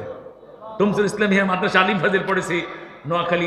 টুমসুর ফাজিল মাদ্রাসা থেকে ফাজিল শেষ করার পর তখন কামিল ছিল না, ইসলামে গিয়ে কামিল করেছি। 2002 থেকে 2010 সন পর্যন্ত এখানে ছিলাম। বিদায় নোয়াখালীকে আমার কাছে মনে হয় সেকেন্ড হোম। যদি এখানে আমার কোনো ঘর বাড়ি নাই, কেন যেন খুবই আপন মনে হয়। নিজের দেশে তো মজা লাগে না, নোয়াখালীতে আসলে যত মজা লাগে। আর নোয়াখালীর মানুষের কেন জানি আমাকে আপন মনে করে, আমিও তাদেরকে খুবই আপন মনে করি। আসলে কথা ঠিক কিনা? আর একটা বন্ধন আছে কিন্তু, এই মাঠের জায়গা জমি যারা ওয়াকফ করেছেন তাদের কিন্তু বাড়িঘর আমাদের ভোলাতে, এবং আমার শ্বশুরবাড়ির আত্মীয় স্বজন। আলহামদুলিল্লাহ। হাওলাদার বাড়ির লোকজন, আমি গেলাম মাহফিল করতে, হুজুর আপনার নাকি হায়দ্রাবাদে মাহফিল আছে? বললাম যে হ্যাঁ। আমাদের বাড়ির লোকজন কিন্তু ওখানে মাদ্রাসার জন্য কিছু একটা করেছে। জিজ্ঞেস করতে করতে জানতে পারলাম যে আসলে তো আমরা আলহামদুলিল্লাহ আমাদের দেশের লোকেরা আপনাদের জন্য, নবীজির জন্য, নবীজির পরিবারের জন্য খুবই আন্তরিক, তার একটা প্রমাণ। আসলে দেখেন একটু আগে বললাম গুলি খাইছে মাঠ ছাড়ে না, এটা প্রমাণ করে আমার দেশের ভোলার মানুষের কলিজে ঈমান আছে। কথা বলে ঠিক কিনা? তো যাই হোক, নোয়াখালীর কথা বলতেছিলাম। তো গান্ধীজি ভাষণ দিলেন, অনেকক্ষণ কথা বললেন। ভাষণে এক পর্যায়ে বললেন, হে প্রিয় বাঙালিরা, যদি তোমরা শান্তি চাও স্থায়ীভাবে, আমি বলবো তোমরা মুহাম্মদ ইসলামের আদর্শকে গ্রহণ করো। কারণ ওনার আদর্শ গ্রহণ করলে শান্তি তোমাদের কামনার জন্য আন্দোলন করা লাগবে না, শান্তি এমনিতে নাজিল হয়ে যাবে। দেখেন, নিজে হিন্দু, কিন্তু তিনি জাতিকে বুঝালেন নবীজির শিক্ষাকে বাস্তবায়ন করে বিকল্প নাই, যদি দাঙ্গা বন্ধ করতে হয়, শান্তি প্রতিষ্ঠা করতে হয়। আলহামদুলিল্লাহ বলবেন না? এইবার গান্ধীজি ভাষণ শেষ করলেন, খাইতে যাবেন। খাইয়া খুবই চমৎকার তো রান্নাটা, যা আজকে খেয়েছে খুব দারুণ লেগেছে, মাশাআল্লাহ। তাই উনি খেয়ে বললেন খুবই দারুণ তো। খাওয়া দাওয়া শেষে এবার তিনি যাবেন, বলতেছেন আমার ছাগল কোথায়? পাবলিককে আপনার ছাগল দিয়ে কেউ আপনার মেহমানদারি করেছে। রব রব করে গেল, ছাগল নাই, ছাগল নাই, গান্ধীজির ছাগল নাই। কয়েকদিন পর নাম হয়ে গেল উপজেলা, ছাগল নাই, ছাগল নাই। তো প্রিয় ভাই সব, খ্রিস্টানদের কথা বললাম, হিন্দুদের কথা বললাম, সবাই স্বীকৃতি দিয়েছে আমার নবীর চাইতে শ্রেষ্ঠ মানুষ পৃথিবীতে আর নাই। কথা বলেন ঠিক কিনা? নবীজির আদর্শ যেন হয় আমাদের পরম আদর্শ। লাকাদ কানা লাকুম ফি রাসূলিল্লাহি উসওয়াতুন হাসানাহ। তৃতীয় দফা কর্মসূচি সেটি হচ্ছে জিহাদ ফি সাবিলিল্লাহ। আসুন এবার চূড়ান্ত কথায়, জিহাদ ফি সাবিলিল্লাহ, আল্লাহর রাস্তা জিহাদ। আল্লাহর রাস্তায় কি? আরো জোরে বলেন। ইসলাম বিদ্বেষীরা জিহাদের নাম শুনলে কয়েক গ্লাস পানি খায়। ওরা জিহাদের খুব ভয় পায়। আর মুসলমানদের মধ্যে দুর্বল ইমানের যারা, তারাও জিহাদকে খুব ভয় পায়। জিহাদ কোনো দুর্বল ইমানদার লোকের জন্য নয়, জিহাদ হচ্ছে মজবুত ইমানের অধিকারী লোকদের জন্য। কথা বলেন ঠিক কিনা? জিহাদ দিয়ে, জিহাদের মাধ্যমে ইসলাম অগ্রসর হয়েছে। এখন বলবো হুজুর জিহাদের মাধ্যমে হয়েছে না দাওয়াতের মাধ্যমে হয়েছে? জিহাদের ভিতরে তিনটা ধাপ রয়েছে। কয়টি ধাপ? আরো জানেন কয়টি ধাপ? জিহাদের ভিতরে প্রথম ধাপ হচ্ছে দাওয়াত, দাওয়াত দিবি মানুষদেরকে। দ্বিতীয় ধাপে যদি দাওয়াত গ্রহণ না করে তাহলে তারা কি দিবে? জিজিয়া দিবে। তৃতীয় দফায় যদি দাওয়াত গ্রহণ না করে, জিজিয়া দিতে রাজি না হয়, চূড়ান্ত পর্যায়ে হবে জিহাদ, কিতাল ফি সাবিলিল্লাহ। সুবহানাল্লাহ বলবেন না? তাহলে মুসলমানদেরকে আল্লাহ তাআলা আযাব থেকে বাঁচবার জন্য তিন দফা কর্মসূচি, তৃতীয় যেটা হচ্ছে জিহাদ। এটা কি? আরো জমে এটা কি? আপনারা কেউ জিহাদ করছেন? কথা বলে কেউ কি জিহাদ করেছেন? আল্লাহ নবী বলছেন, মান মাতা ওয়া লাম ইয়াগযুব ওয়া লাম ইউহাদ্দিস বিহি নাফসুহু মাতা আলা শুবাতিন মিন নিফাক। সহিহ মুসলিম শরীফের হাদিস। নবীজি বলেন, যে ব্যক্তি মারা গেল, জিহাদ করে নাই, জিহাদের মন মানসিকতা অন্তরে পোষণ করে নাই, সে নেফাকির একটি হালতের উপরে মারা যাবে। যারা বলেন নাউযুবিল্লাহ। তাহলে জিহাদের মানসিকতা অন্তরে রাখতে হবে কিনা? কথা বলেন, জিহাদের মানসিকতা অন্তরে রাখতে হবে কিনা?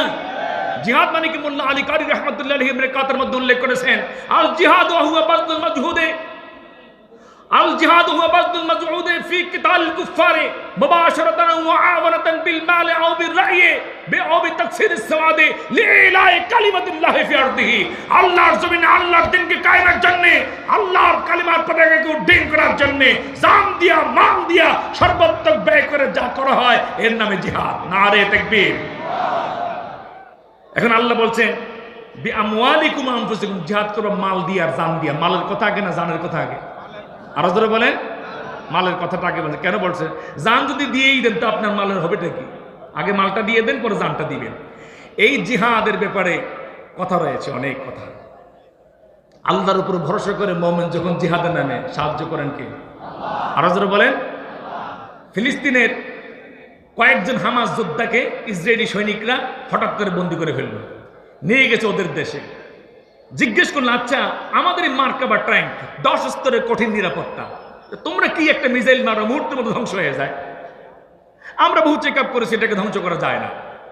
বললো, আমাদের এই মিসাইলের ভিতরে তেমন কিছু নেই, আছে খাবারের চিনি, খেতে দেওয়ার ইউরিয়া সার, আর ভাঙাচোরা কিছু লোহা লক্কর, সামান্য কিছু বিস্ফোরক। কিন্তু আমরা যখনই মারি, ওমা রমাইতা ইজ রমাইতা ওয়ালাকিন্নাল্লাহ রমা বলে মেরে দিয়ে বাস কাজ হয়ে যায়। আল্লাহু আকবার বলে। আরো জোরে বলবেন না ভাইরা আল্লাহু আকবার? তাই নাকি? নিজেরা এরকম করলো, কোনো কাজ হলো না, ওদের হাতে দিয়ে বললাম আরো দেখি, মুহূর্তের মধ্যে কয়েকটা শেষ। ওরা দিছে দৌড়, হামাস যোদ্ধারা দেশে চলে আসছে। সুবহানাল্লাহ কইবেন না ভাইরা? দেখেন গাজা সিটিটা কিন্তু আপনার লক্ষ্মীপুর এই জেলার চাইতে কিন্তু বড় নয়, আরো ছোট, কিন্তু ইসরায়েল চতুর্দিক থেকে ফিলিস্তিনের গাজা সিটিকে ঘিরে রেখেছে, আমেরিকাকে সাথে নিয়ে 3 দিক থেকে আশাপাশি আক্রমণ চালাচ্ছে। এখনো পর্যন্ত হামাস যোদ্ধারা আল্লাহর উপর ভরসা করে লড়াই জিহাদ চালিয়ে যাচ্ছে। নারে তাকবীর। পৃথিবীতে 57টি মুসলিম কান্ট্রি, কান খাড়া করে শুনুন, 56টি দেশের একটির সাথে আরেকটি মুসলিম কান্ট্রির 2 হাত হলেও কিন্তু স্থল যোগাযোগ কিংবা জল যোগাযোগ আছে। ফিলিস্তিনের পাশে মিশর আছে, ফিলিস্তিনের পাশে লেবানন রয়েছে, ফিলিস্তিনের পাশাপাশি কাছাকাছি ইয়েমেন ইত্যাদি রাষ্ট্রগুলি রয়েছে। এরা ইচ্ছে করলে টানেল দিয়ে নিচের দিক দিয়া, ওয়াল ভেঙে ভেতর দিক দিয়া, টপকে উপর দিক দিয়ে এক মুসলিম রাষ্ট্র থেকে আরেক মুসলিম রাষ্ট্র যাইতে পারে। আফগানের সাথে পাকিস্তান আছে, ইরাকের সাথে ইরান আছে, এভাবে একটার সাথে আরেকটার যোগাযোগ আছে। ইল্লা বাংলাদেশ, বাংলাদেশ সম্পূর্ণ ব্যতিক্রম। 3 দিকে হিন্দু আর বৌদ্ধরা, একদিকে বঙ্গোপসাগর, বে অফ বেঙ্গল। কথা ঠিক না বেঠি? তাহলে বাঙালিদের অন্তরে জিহাদের বাসনা থাকতে হবে সবার আগে। কথা ঠিক? আরো যারা বলেন কথা ঠিক, আবার বলুন কথা ঠিক কিনা? এই দেশ তো সেই দেশ যেই দেশে জিহাদের মাধ্যমে ইসলাম আসছে, দাওয়াতের মাধ্যমে আসছে। সুবহানাল্লাহ কইবেন না? সাদ বিন আবি ওয়াক্কাস রাদিয়াল্লাহু তাআলার পিতা আবু ওয়াক্কাস মালিক ইবনে মুহাইব রাদিয়াল্লাহু তাআলার মাধ্যমে এই মাতৃভূমি বাংলাদেশে প্রথম ইসলাম এসেছে। আলহামদুলিল্লাহ বলেন। তিনি এসেছিলেন মালাবার রাজ্যে, সেখান থেকে উপকূলবর্তী অঞ্চল হয়ে দাওয়াত দিতে দিতে গেলেন চীনে। চীনের এখনো কোয়াংটা শহরে, কোয়াংটা কেন্দ্রীয় মসজিদের সামনে ওনার কবর রয়েছে। প্রিয় ভাই সব, এরপর ধীরে ধীরে এলেন মোহাম্মদ বিন কাসেম, ভারতবর্ষ জয় করলেন। আল্লাহু আকবার করবেন না? এরপর ধীরে ধীরে আস্তে আস্তে আস্তে অনেকে আসলেন গেলেন। শেষ দিকে এসে জালালউদ্দিন, আমাদের সিলেটে আছে না, কি নাম, শাহজালাল রাহমাতুল্লাহ আলাইহি নব্বরাল্লাহু মারকাদাহু ওয়া জাআলাল জান্নাতা মাসাহু, তিনি এলেন ইয়েমেন থেকে দিল্লিতে। সুলতান নাসির সাহেবের কাছে শুনলেন এদেশের মুসলমানদের অবস্থা ভালো না। কি হয়েছে?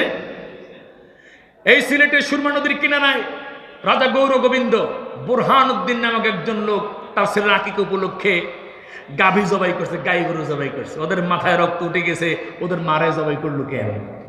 এই জন্য বুরহানুদ্দিনকে নিয়ে তার ডান হাতটা কেটে সিঁড়ি ফেলে দিল, যে হাত দিয়ে জবাই করছে। আর নিষ্পাপ শিশুটাকে টুকরা টুকরা করে গৌর গোবিন্দ বর্তমানে সিলেটের যেখানে একেবারে উপরে রয়েছে দায়রা জজের বাসভবন, সেটার উপরে টুকরা টুকরা করে তাকে শহীদ করে ছেড়েছে।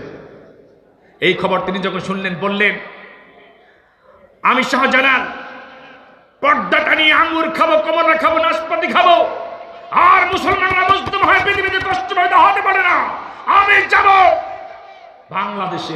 আসলেন তিনি ঢাকার পূর্ব নাম হলো সোনারগাঁও, ওখানে এলেন। ওখানে এসে এই জাহাঙ্গীরনগর বলেন বা সোনারগাঁও যেটাই বলেন, এখানে এলেন। আসবার পরে এরপর সেখান থেকে বর্ষাকাল চলছে। বইতে লিখেছে বর্ষাকাল, সিন্ধু থেকে বঙ্গ। এই বইতে আল্লামা মনজুর আহমদ উল্লেখ করেছেন প্রথম খণ্ডের ভেতরে, যে তিনি আসতে আসতে যখন ঢাকাতে আসলেন, দেশে প্রচন্ড বৃষ্টি, বর্ষা, সমস্ত নদীগুলি পানি উপচে পড়ছে। তিনি বললেন, যত প্রতিকূল আবহাওয়া হোক, জিহাদের এই অগ্রযাত্রা বন্ধ হবে না। 360 জন নিয়ে, মতান্তরে 340 জন নিয়ে রওনা দিলেন। আল্লাহু আকবার বলেন। পথে পথে এক জায়গায় ব্রেক করে আর দাঁড়ায় খালি জিহাদের আয়াতগুলি শোনায়। সুবহানাল্লাহ কইবেন না? জিহাদের আয়াতগুলি শোনাতে শোনাতে যখন সুরমা নদীর কিনারে এলেন, ডাক দিয়ে বললেন, তোমরা কি বলো, এখন ওপারে যাওয়ার মতো তো কিছুই নাই, আমরা কি এখানেই থাকবো নাকি সামনের দিকে আরেকটু যাব? লোকজন সঙ্গে যারা ছিল তারা বলল, সামনের দিকে আমরা যাওয়ার জন্য প্রস্তুত। রাজা গৌর গোবিন্দ ওপারে দাঁড়িয়ে আছে, তামসা দেখতেছে ঘটনা কি ঘটে। সুরমা নদী কিন্তু এখন অনেক ছোট হয়ে গেছে। আমি গত বছরের মার্চ মাসের ফার্স্ট উইকে গিয়েছি এবং দেখেছি একেবারে ছোট হয়ে এসেছে, তখন অনেক বড় ছিল, বইপত্র লিখতেছে। রাজা গৌর গোবিন্দ পরে দাঁড়ানো, তার বোন জৈন্তা রানী, সেও কিন্তু আছে তার জাদুকর বাহিনীকে নিয়ে। শাহজালাল রহমতুল্লাহ আলাইহি এপারে এসে লোকদেরকে বললেন, সলাতুল আসরের টাইম হয়ে গিয়েছে, সুরমার পানি দিয়ে উজু করে দাও। সুরমা নদীর পানি দিয়ে উজু করলেন। নামাজের মুসল্লাগুলি পাটিগুলি বিছিয়ে দিলেন নামাজ পড়বার জন্য। নামাজ যখন শেষ করলেন, কসর নামাজ, সব তো মুসাফির, সালাতুল আসর যদি কসর হয় কয় রাকাত হয়ে যাবে? কথা বলেন। আচ্ছা মাগরিবের নামাজ কসর হলে কয় রাকাত হবে? একজনকে জিজ্ঞেস করছিল, বলো তো দেখি উজুতে ওয়াজিব কয়টা? খুঁজে তো পায় না, খুঁজুর আমার মনে নেই। তো মনে থাকবে কেমন বাপু, উজুতে তো ওয়াজিবই নেই। উজুতে ওয়াজিব আছে নাকি? উজুতে ফরজ আছে আর সুন্নাত আছে, কথা ঠিক নেবে ঠিক। তো এখন কসর নামাজ হয় জোহরে, আসরে আর ইশাতে। আসর নামাজে কসর করলেন, 2 রাকাত নামাজে সালাম ফিরে এত হতবাক, নামাজে সালাম ফিরিয়া দেখে ছিল ওই পারে সুরমা নদীর, সালাম ফিরিয়া দেখে চলে আসছে এই পারে। পার করে দিয়েছেন কে? গৌর গোবিন্দের বাহিনী যখন দেখে দরিয়ার উপর দিয়ে যায় নামাজ আসতেছে, এদের সঙ্গে যুদ্ধ করে আমরা টিকবো না। এই যে ভয় ঢুকছে, গিয়ে ঢুকেছে তারা তাদের দুর্গের ভেতরে। দুর্গের ভেতরে যাদের কলিজার মধ্যে ভয় ঢুকে গেছে, কাফেরদের অন্তরে ভয় ঢুকিয়ে দেওয়া দায়িত্ব কার? ইমানদার যখন জিহাদের ঘোষণা নিয়ে ময়দানে নামে, জিহাদের ঘোষণা মনে থাকলে সাহায্য করার ঘোষণা আল্লাহ তাআলা দিয়েছেন।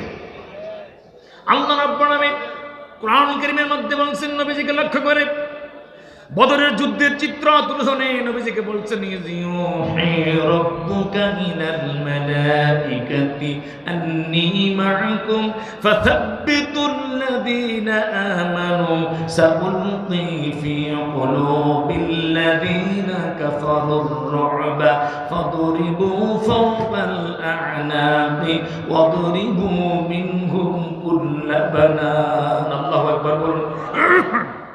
প্রিয় ভাইরা, আল্লাহ বলেন সাউলকি ফি কুলুবিল্লাযিনা কাফারুর রুব, কাফেরদের অন্তরে অচিরে আমি আল্লাহ ভয় ঢুকিয়ে দিব। কাফেরদের অন্তরে ভয় দিয়ে দেন কে?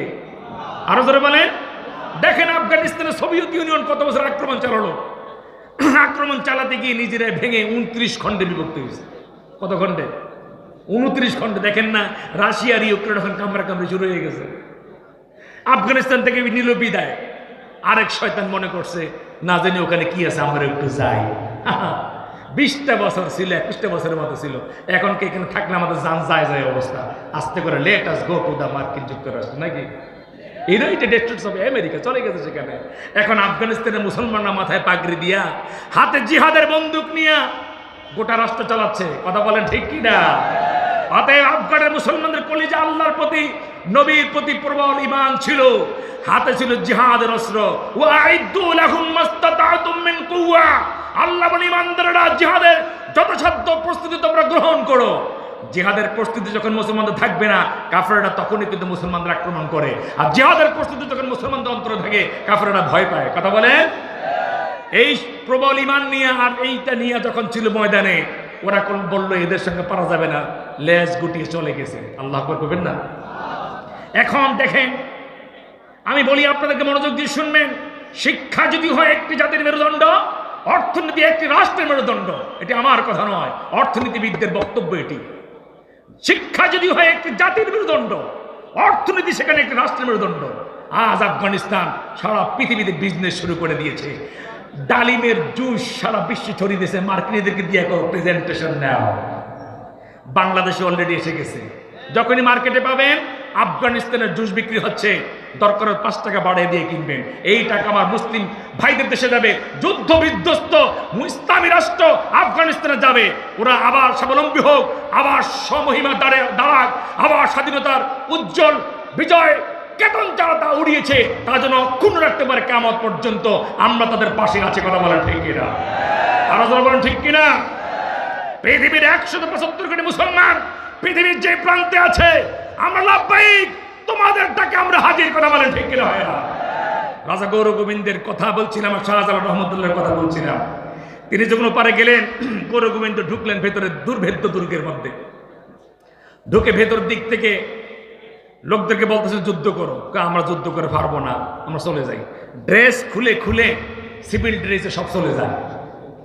শাহ আকবর খান নজিবাবাদী, ভারতের বিখ্যাত লেখক, তারিখে ইসলাম কিতাবের মধ্যে তিনিও সেখানে লিখেছেন। ড্রেস খুলে খুলে সব সিভিল ড্রেসে যায়। শাহজালাল রহমতুল্লাহ বলেন, তুমি কি ভাই? আমি একজন কুলি, আমি একজন মজুরি, আমি একজন নাপিত। যাও যাও যাও। এবার যাচ্ছে সাফরিয়ার দল। কারা যাচ্ছে? তোমরা কারা? 2 ফাটা ছোট ছোট বক্স হচ্ছে, সাপ খেলা দেখে সাফরিয়া মানুষ। যাও। গৌর গোবিন্দ চিন্তা করলো আমি যাবো কি করে? বড় সাপের খেলা যে দেখে অজগর, তারা গিয়ে ধরছে। তোমার বাক্সের মধ্যে আমার একটু ঢুকাও। এখন 2 পাশে 2 বড় বাক্স, বেসরব বিশাল হাম্বল দস্তা, বডি বিল্ডার। একটার মধ্যে সাপ ফালিয়ে দিয়া গৌর গোবিন্দ ঢুকেছে। এখন যখন গেইটে আসছে শাহজালাল রহমতুল্লাহ বলতেছে, বাপু তোমার যে দুই কান্দের বিশাল বড় বড় দুই বাক্স ভেতরে আছে কি? কোথায় আগেওয়ালাদের বাক্সতে যা ছিল আমার বাক্স তাই আছে। ওরা ছোট ছোট সাপের খেলা দেখে, বাক্স ছোট, আমি তো বড় সাপের খেলা দেখে, এই জন্য বাক্স কি? আচ্ছা আমার বাড়ি কোথায় জানো? বাড়ি আমার ইয়ামান, আরবে, এসেছি দিল্লি, সেখান থেকে এখানে, জীবনে কোনোদিন সাপ খেলা দেখি নাই, আমার একটু সাপের খেলাটা দেখা। এখন বাক্স যেটা সামনে, ওটার মধ্যে বসা গরু গোবিন্দ। এখন যখনই বেচারা উপর দিক থেকে ঢাকনাটা তুলছে, গরু গোবিন্দ উঠে বলছে ওম শান্তি, ওম শান্তির এক পড়ে পৃথিবী এত অশান্তি করছে, এখন তো শান্তির বার্তা কথা বলে। দেখেন না পৃথিবীতে ওই যে সবাই মিলে বলে উই ওয়ান্ট পিস, আমরা যুদ্ধ চাই না, শান্তি চাই। সারা পৃথিবীর মানুষ মেয়েরা শেষ, শান্তি শান্তির বার্তা তুলে, কথা ঠিক না বেঠিক? এরপরে ইতিহাস আর কিতাবে লেখে নাই, গরু গোবিন্দের হইচেটে গিয়ে আর লেখে নাই, আমাদের জানারও সুযোগ হয়নি। তো প্রিয় ভাই সব, তাহলে আল্লাহর উপর ভরসা করে জিহাদের ময়দানে নামলে সাহায্য করবেন কে? আরো জোরে বলেন। বাংলাদেশের 16 কোটি মুসলমানকে মনে রাখতে হবে, আল্লাহ না করুক, আল্লাহ না করুক, আল্লাহ না করুক, ইসলাম বিদ্বেষী কাফের যে আঘাত হানে, আর যুদ্ধ কিন্তু হবে, হিন্দুস্তানে যুদ্ধ হবে। কিতাবুল ফিতান এসেছে, আবু দাউদ শরীফে কিতাবুল ফিতান ছাত্রদেরকে আমরা পড়িয়েছি, সেখানে হাদিসে স্পষ্ট এসেছে গাজওয়া হিন্দ হবে, এই হিন্দুস্তানে যুদ্ধ হবে। হিন্দুস্তান বলতে টোটাল ভারতবর্ষকে বুঝিয়েছে। সেই জিহাদে মুসলমানদের কঠিন ক্ষতি হবে, দুইবার বড় আঘাত খাবে, তৃতীয়বারে মুসলমানদের সংখ্যা কমবে ঠিকই, বিজয় মুসলমানদের হাতে হবে। আল্লাহু আকবার বলেন। আর যারা বলেন আল্লাহু আকবার। আমাদের বুক ভরে ঈমান রাখতে হবে, আল্লাহর প্রতি বিশ্বাস রাখতে হবে, জিহাদের মনোবাসনা অন্তর পোষণ করতে হবে। তবে জিহাদের মনোবাসনা যে অন্তর পোষণ করবেন, সঙ্গে সঙ্গে কিন্তু পাপ কাজ ছেড়ে দিতে হবে। কি ছাড়তে হবে? দেখেন সাদ বিন আবি ওয়াক্কাস রাদিয়াল্লাহু তাআলা আনহু যখন পারস্য বিজয়ের জন্য বের হচ্ছিলেন, সঙ্গে সালমান ফারসি রাদিয়াল্লাহু তাআলা আনহু, দাজলা নদীর কিনারে এসে যখন তিনি দেখলেন পারাপারের কোনো ব্যবস্থা নাই, তিনি বললেন 2 রাকাত নামাজ পড়ো, সবাইকে নিয়ে 2 রাকাত নামাজ পড়লেন। পরে তিনি ঘোড়ার পিঠে, উটের পিঠে সবাইকে উঠতে বসলেন, সবাই উঠে বসলো। তিনি ঘোড়াগুলি ছেড়ে দিলেন, দরিয়ার পানির উপর দিয়ে ঘোড়াগুলি দৌড়ে দৌড়ে যাচ্ছে। এবার তিনি সালমান রাদিয়াল্লাহু তাআলাকে বলতেছেন, ওয়াল্লাহি লা ইয়ানসুরান্নাল্লাহু আলিয়াহু ওয়া লা ইউযহিরান্না দীনাহু ওয়া লা ইয়াহজিমান্নাল্লাহু আদুওয়াহু ইল্লাম ইয়াকুন ফিল জাইশ বাগিউন আও যুনুবুন তাগলিবুল হাসানাত। তিনি বলছিলেন সাদ বিন আবি ওয়াক্কাস রাদিয়াল্লাহু তাআলা যতক্ষণ পর্যন্ত সেনাবাহিনীতে কোন রকম ইসলাম বিদ্বেষী বিদ্রোহ করার মতো কোনো বিদ্রোহী না থাকবে, কারো ভিতরে কোনো পাপাচারিতা না থাকবে, ততক্ষণ পর্যন্ত এই বাহিনী যদি সামনের দিকে যায় একের পর এক বিজয় লাভ করবেই করবে। আল্লাহু আকবার বলেন। তার মানে হচ্ছে কি, মুসলিম যোদ্ধা যুদ্ধ করবে, কোনো পাপ যদি তার না থাকে তাহলে তাকে সাহায্য করবেন কে? আরো জোরে বলেন কে? তাহলে যে সকল মুসলিম রাষ্ট্রগুলিতে মুসলমানরা মার খাচ্ছে, এতে প্রমাণিত হয় বোধ হয় এদের কোনো অপরাধের কারণে আল্লাহ তাআলা বেজার হয়ে গেছেন। এই জন্য আমাদের সকলেরই উচিত পাপ কাজকে পরিপূর্ণরূপে ছেড়ে দেওয়া এবং আল্লাহর উপরে ভরসা করে জিহাদের ময়দানে জান দিয়ে মাল দিয়ে নেমে যাওয়া। আল্লাহ কবুল করুক, জোরে বলুন আমিন। আরো জোরে বলুন আমিন।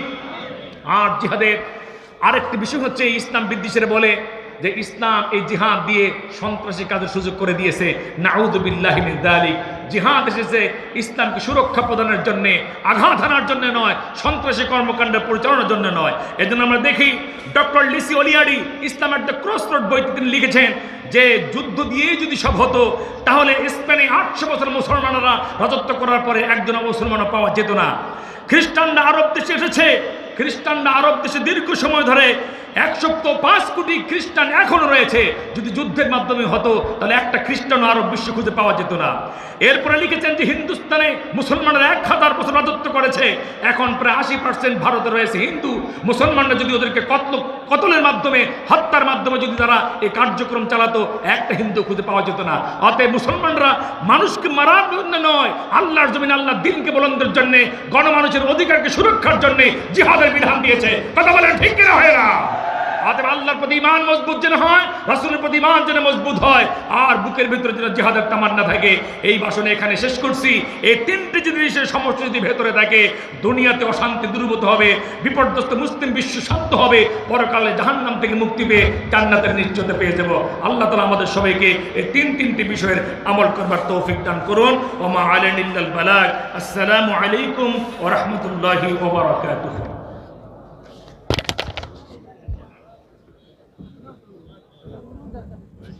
আলহামদুলিল্লাহ, অত্যন্ত চমৎকার বলিষ্ঠ কণ্ঠে এতক্ষণ পর্যন্ত